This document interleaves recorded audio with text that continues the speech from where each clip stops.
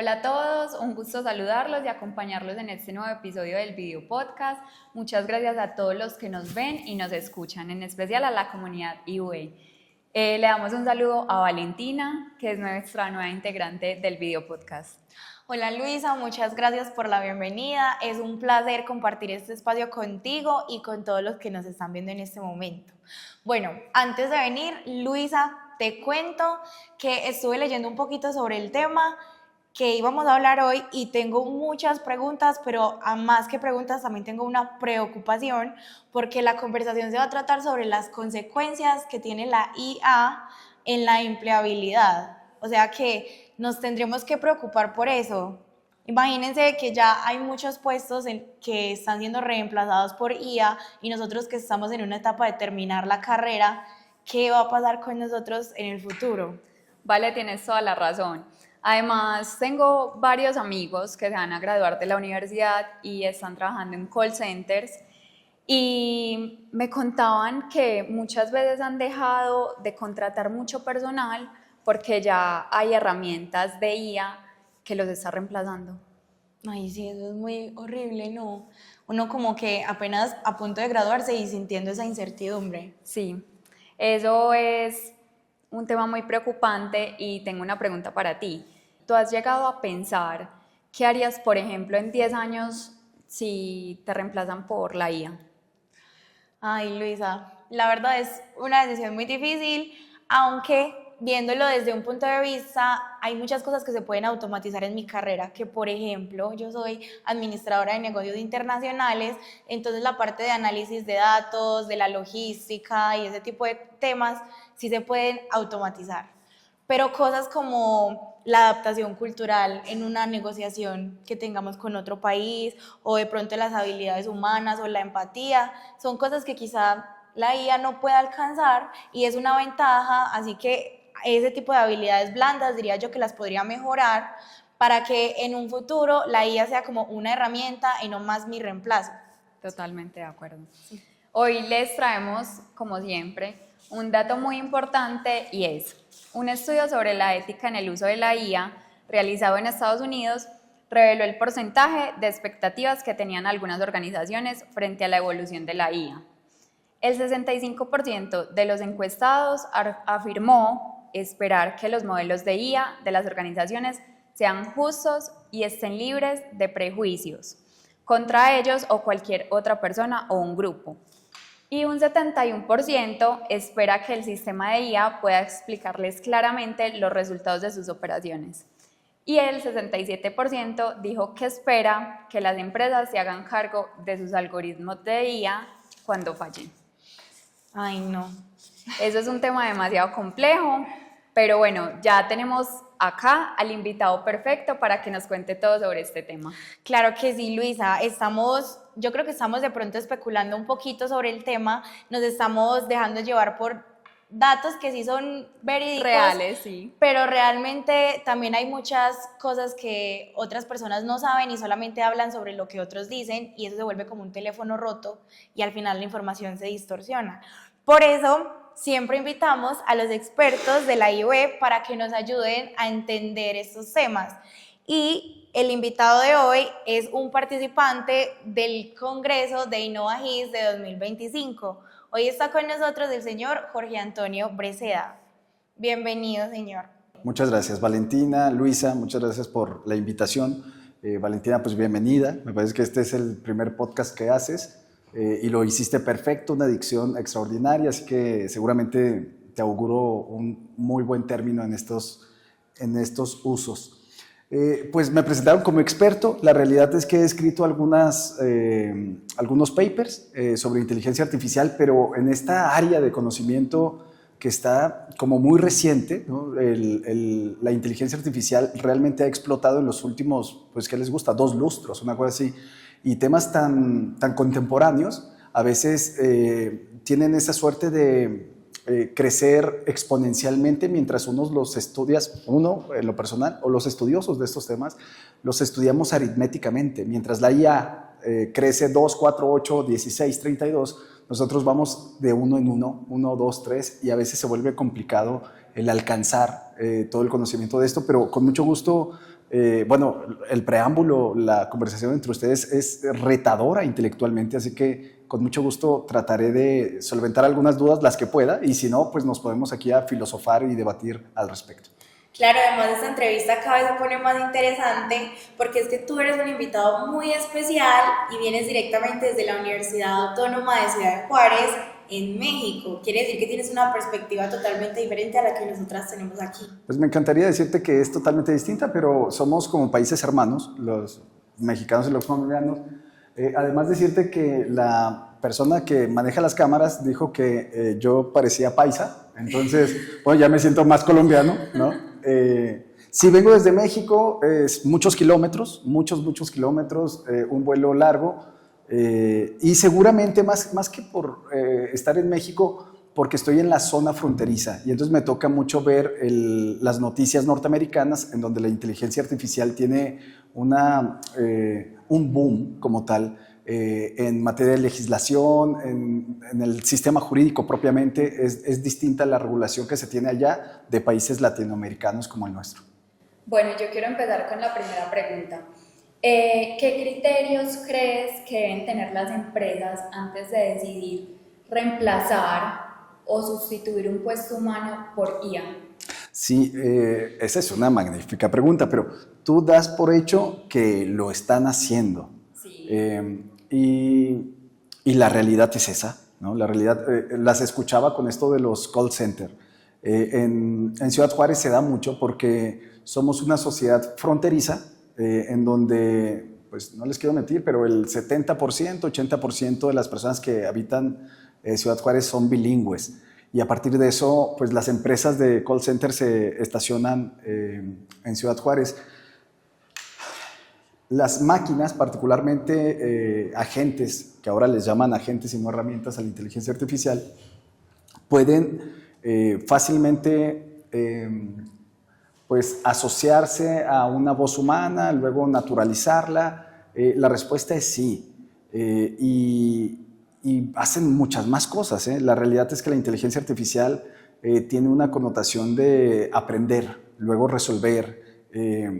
Yo lo he dicho en otras partes, que esto de inteligencia me parece que es muy, pues no sé, es muy, ¿qué les digo? Como va más allá. La inteligencia, particularmente la que yo considero, es muy humana. Pero esto se los platico bueno, yo hice un doctorado en Barcelona, en una facultad que es de filosofía. Entonces, a partir de ahí, las lecturas que yo tengo, que les puedo compartir, es que la inteligencia es muy humana, ninguna máquina puede replicarla, y entonces lo que hacen con este término de inteligencia artificial parecería como humanizar algo que es totalmente artificial, pero que hace de la suerte de seres humanos, y hace un montón de cosas. Y ahora sí, regresando a la pregunta, pues yo te diría que los empresarios al final del día son ciudadanos en donde tienen algo que en México se le llama responsabilidad social. Entonces, a partir de ello, bueno, pues la ética, que debe de ser como una línea transversal en cualquier toma de decisiones, pues debería de subsistir a la toma de decisiones. Sin embargo, que tampoco me niego a la idea de que vivimos en un estado capitalista, ¿no? El sistema capital es maximizar las ganancias sobre cualquier cosa, y a partir de ahí habrá empresarios que digan, bueno, pues voy a despedir a esta línea de producción por máquinas. Bueno, seguramente lo harán. Y la responsabilidad social que tiene ese empresario seguramente lo pagará con los productos. En Ciudad Juárez es una ciudad industrializada. Les pongo este ejemplo. Industrializada. Tenemos la mejor mano de obra, o de las mejores en el mundo. Hay como formas de cuantificar la calidad del producto, que es 50 por millón, 200 por millón, 1000 por millón, que es 1000 errores por cada millón de piezas. ¿Okay?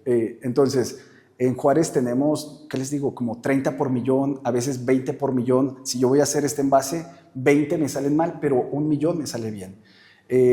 Tesla, por ejemplo, utiliza máquinas, utiliza inteligencia artificial y ya no la mano humana. Eso es las grandes pues, maquiladoras de Tesla. Sin embargo, la mano de obra, esta de hacerlo muy manual, rústico, bueno, va evolucionando porque no se puede entender la industria sin el factor humano y a partir de eso, bueno, creo que no es tanto de sustitución como tal, sino de reacomodo, porque al final la inteligencia artificial necesita a las personas para alimentarse, se va entrenando. Bueno, la verdad nos parece muy interesante lo que nos estás contando, pero a medida que ibas hablando me iban surgiendo muchas dudas. Una de ellas, por ejemplo, era que hablabas de la responsabilidad social. Cierto que todas las empresas manejan algo relacionado con la responsabilidad social, pero si los empleados empiezan a ser reemplazados por IA, ¿qué sociedad va a haber para impactar? O sea, ¿qué sociedad va a haber para ser responsables en muchos aspectos? En ese sentido, quisiera preguntarte algo ya no desde el punto de vista del empresario, sino más del trabajador, y es cómo deberían reaccionar los trabajadores cuando ven que sus tareas y sus cargos están comenzando a ser reemplazados con IA. Sí, claro, pues Valentina, te agradezco la pregunta. Y luego voy a contextualizar, como todo mexicano, hablo un montón. Luego, particularmente, cuento un montón de historias, pero hay dos cosas antes de contestarte. La primera es que en México le llaman responsabilidad social, pero hay teóricos como Adela Cortina que habla de ética empresarial o ética corporativa, que me parece sustancial para este tema, sí, para responder la primera pregunta. Y la segunda es, hay un tipo hace mucho tiempo que nació antes de que ustedes y yo naciéramos, que se apellida Darwin. Darwin, un autor potentísimo en donde se sustenta a veces la creación de la vida. Darwin hablaba de esta evolución y la evolución básicamente, entre otros muchos elementos que ya mencioné, es quién se adapta mejor al entorno, qué animal se adapta al entorno, esos son los que sobreviven. Entonces, ¿qué nos tocará en el mundo laboral? Que ahora mismo es feroz el mundo laboral. No sé si en Colombia, pero en México tú quieres dedicarte a la academia y no tienes un doctorado europeo, bueno, pues eres menos académico. Tú te quieres dedicar a ser empresario y no tienes, no sé, emprendedor y no tienes $2 millones, pues eres menos emprendedor. Un político, si no tiene recurso social, dinero, es menos político. Entonces, esto es la suerte de competir, esto es la selva. Y si algo nos ha dejado claro el capitalismo, duro, es que, bueno, tenemos la obligación, quieres sobresalir, póngase a estudiar, capacítate, esa obligación que tenemos todos, porque si no lo haces, el mundo te va a comer, porque alguien sí se lo va a tomar en serio, va a aprender inteligencia artificial, va a dominar inteligencia artificial o puede inventarse su inteligencia artificial para trabajar menos y va a comerse a los que no. Esto es, lo que estoy diciendo es totalmente contrario a una ética social, evidentemente, pero el mundo juega con esas reglas. Luego, los gobiernos ahí es donde deben de aparecer en una suerte de ir compensando estas inequidades sociales en donde hay pobres y ricos, en donde hay personas que estudian y personas que no estudian. Bueno, pues empecemos a debatir esos temas. Pero en términos particulares, pues ¿qué debe hacer el trabajador? Pues capacitarse. Esta como una obligación propia, porque además si algo vino a hacer la inteligencia artificial es a democratizar el conocimiento. Tú con internet puedes decirle en un prompt a IA, asume el rol de mentor en matemáticas y te va a enseñar matemáticas con mucha precisión. Entonces, bueno, esta es la responsabilidad. No sé si te contesté, Valentina.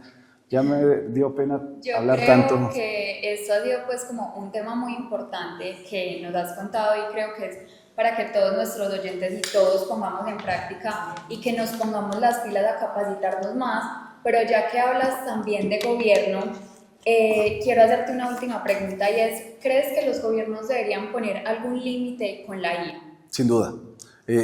Mira que más que límites es la regulación. Esto no se trata de ser como coercitivos, de mantenerlos como en una bola de cristal y que no salga.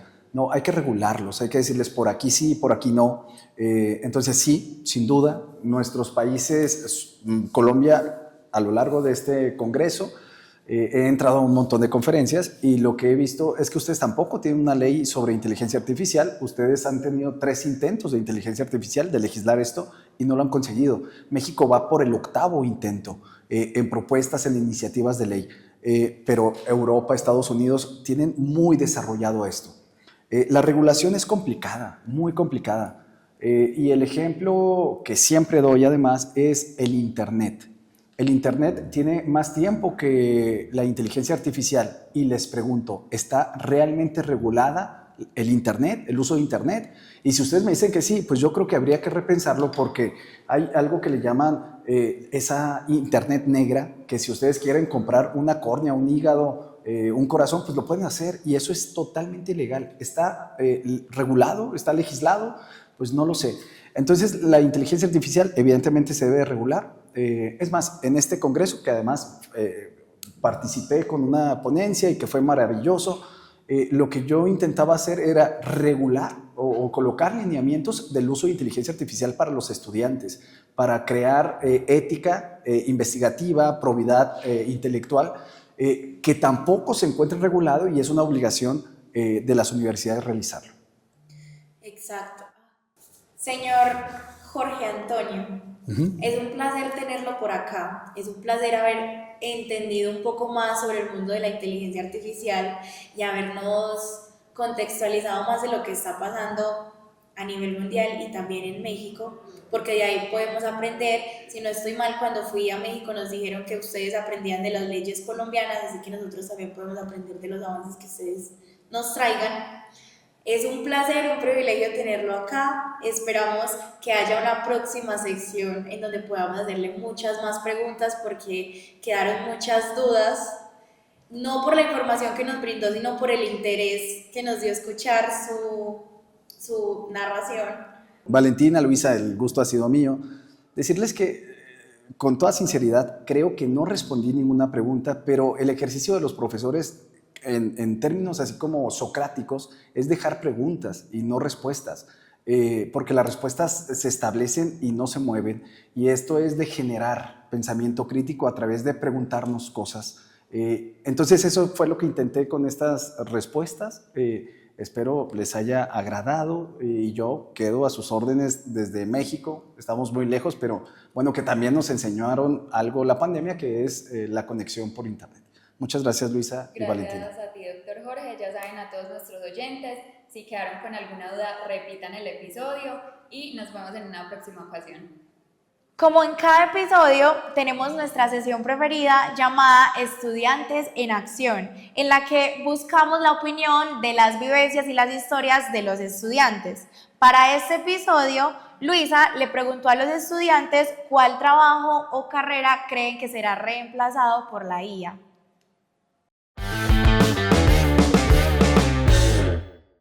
Hoy estamos con Verónica y ella nos va a contar qué empleo cree que será reemplazado por la IA. Hola, yo soy Verónica y soy estudiante de Ingeniería Industrial y considero que algunos empleos que pueden ser reemplazados serían los call center o los traductores de lengua, e incluso también en algunas empresas se utilizan robots para algunas funciones, algunos puestos, y hay menos operarios que pues ahora hay más máquinas, como por ejemplo en Sofasa. Estamos con David y él nos va a contar su opinión. Hola, soy David, estudio Administración de Negocios y yo creo que la IA no va a reemplazar ningún trabajo, pero sí creo que se pueden complementar muy bien entre los diferentes trabajos que hay y la IA, porque digo que antes creería que se van a hacer más trabajos porque necesitan mantenimiento, cuestiones de ensamblaje, sacar nuevas cosas, entonces por eso me parece que no va de pronto a reemplazar ningún trabajo.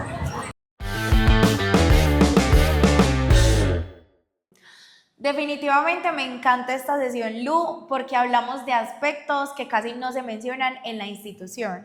Y bueno, ya vamos llegando al final de este episodio. Aprovechamos y invitamos a todos nuestros estudiantes y docentes y todos los que nos estén escuchando, si tienen alguna recomendación de algún tema, recuerden que nos pueden escribir en @IUEoficial y nos vemos en un próximo episodio. Muchas gracias por escucharnos.